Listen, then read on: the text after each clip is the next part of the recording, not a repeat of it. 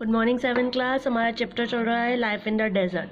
अभी तक हमने पढ़ा जो लार्जेस्ट डेजर्ट्स है जिसको हम सहारा डेजर्ट कहते हैं, वो लोकेटेड है अफ्रीका कॉन्टिनेंट में।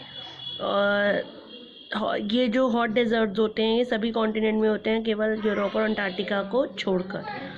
अभी तक हमने सहारा डेजर्ट के बारे में पढ़ा, क्लाइमेट कैसा होता है वहाँ का, फ्लोरा और फौना कैसे हैं, वो एनिमल्स रह सकते हैं जो बिना पानी के लंबे समय तक रह सकते हैं, और वेजिटेशन भी वही मिलती है जो बिना पानी के लंबे समय तक रह सकती है।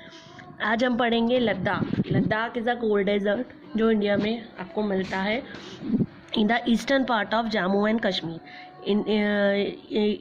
जम्मू एंड कश्मीर के ईस्ट पार्ट में कोल्ड डेजर्ट मिलता है जिसको हम बोलते हैं Ladakh. It is also called a Khapa Chan. इसका मीनिंग है स्लो लैंड। इसको लद्दाख को हम खापा चैन भी बोलते हैं, यानी मीनिंग है स्लो लैंड, वो लैंड जहाँ चारों तरफ स्नो ही स्नो, बर्फ़ ही बर्फ़ रहती है।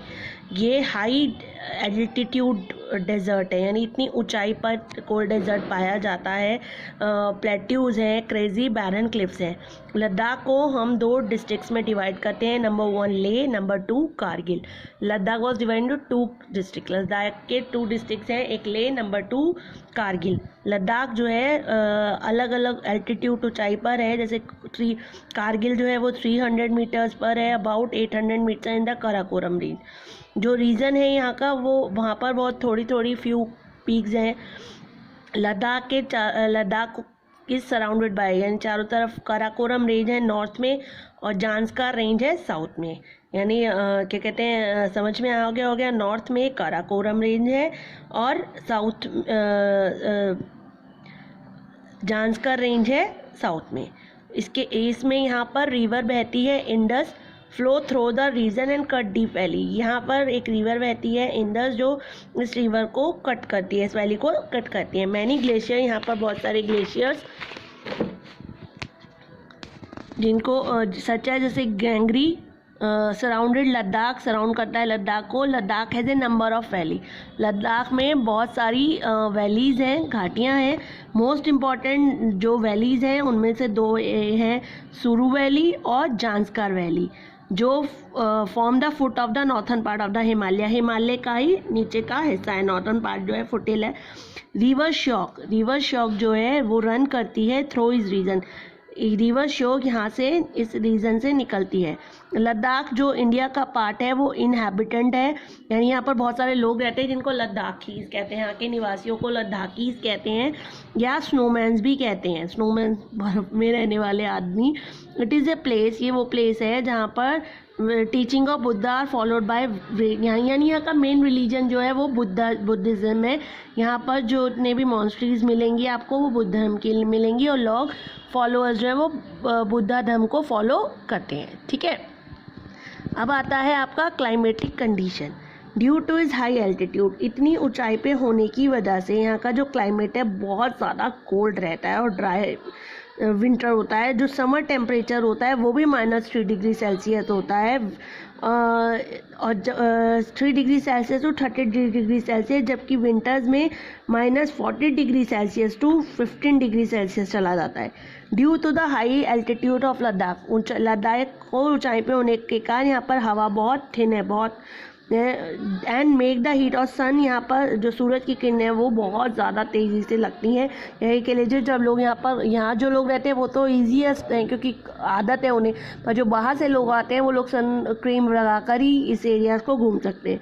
ग्रेट हिमालय जो है फ्रॉम अ बैरियर, एक बैरियर का काम करता है। द मॉइस्चर लेडन क्लाउड, जो यहाँ के क्लाउड्स आते हैं उनसे बचाता है। रेनफॉल जो है एज बहुत कम है, जैसे 10 सेंटीमीटर पर एनम, पूरे साल में इतनी बारिश होती है। बट जो मेल्टिंग ऑफ स्नो है, यानी यहाँ पर बर्फ़ होने की वजह से जब वो गर्मियों में पिघलती है माउंटेन्स की, तो वो यहाँ पर इन लोगों को पानी का सोर्स बनती है। यानी बारिश नहीं भी है तो भी कोई प्रॉब्लम नहीं है क्योंकि बर्फ़ पिघलने से इन्हें पानी अवेलेबल हो जाता है।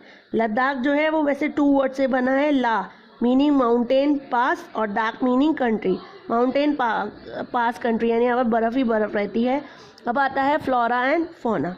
जो वेजिटेशन है वो वेरी लिमिटेड है क्योंकि यहाँ पर रेनफॉल बहुत कम होती है और सारे साल बर्फ़ पड़े रहने की वजह से यहाँ पर पेड़ पौधे बहुत कम होते हैं। श्रब और ग्रासेस आपको कहीं कहीं इस एरिया में देखने को मिलेगी, जैसे पॉपुलर्स और विलोज के ट्रीज आपको मिलेंगे रिवर वैली के नज़दीक, ठीक है। इसके अलावा ड्यूरिंग द समर सीज़न में वाटर फ्रॉम मेल्टिंग ग्लेशियर्स, यहाँ के लोगों को पानी, मैंने आपको बताया था ना, गर्मियों में जो ग्लेशियर्स हैं उनसे जो जब सूरज की किरणें उन पर पड़ती हैं वो ग्लेशियर्स पिघलते हैं, पानी में बर्फ़ पानी में कन्वर्ट होती है, तो वो यहाँ के लोगों को पानी प्रोवाइड कराते हैं, जिनकी वजह से कुछ कल्टिवेटेड क्रॉप्स यानी जो क्रॉप्स ग्रो होती हैं वो हैं wheat, rice and vegetables. Fruits we also develop in जैसे एप्पल्स, एप्रिकॉट्स एंड वॉलनट्स यहाँ पर ग्रोन होते हैं। क्लियर हो गया।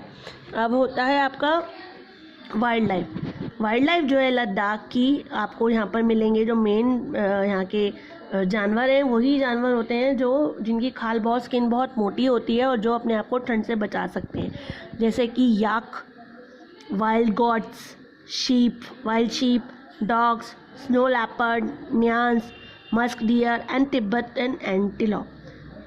जो गॉट और शीप है, यानी यहाँ पर जो गॉट और शीप है उससे यहाँ के लोगों को क्या मिलता है, मिल्क, और उनकी हाइड मिलती है यानी उनकी खाल मिलती है। इसके अलावा मीट मिलता है यहाँ पर रहने वाले लोगों को। याक का मिल्क भी जो है वो यूज़ किया जाता है। किस चीज़ के लिए यूज़ करेंगे आप याक का मिल्क? बटर बनाया जाता है और चीज़। यहाँ के लोगों को याक के मिल्क से वो बटर बनाते हैं और चीज़ बनाते हैं। इसके अलावा जो याक के बाल होते हैं, लंबे लंबे बाल होते हैं, वो वूल, उनसे यहाँ के लोगों को वूल मिलती है।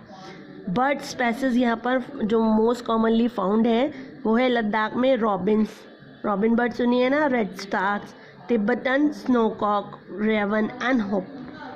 यहाँ पर मेन बर्ड्स यही मिलती हैं। यानी यहाँ पर खेती बाड़ी तो मुश्किल से ही हो पाती है क्योंकि अभी मैंने बताया बारिश नहीं होती है। यहाँ जो क्रॉप्स हैं वो हैं राइस, वीट, और फ्रूट्स होते हैं एप्पल्स, एप्रिकॉट, और इसके अलावा एनिमल्स यहाँ पर होप मिलते हैं जो इनकी खाल बहुत मोटी होती है, जो ठंड से अपने आप को बचा सकें। चलिए आज के लिए इतना ही। हैव अ नाइस डे बच्चा।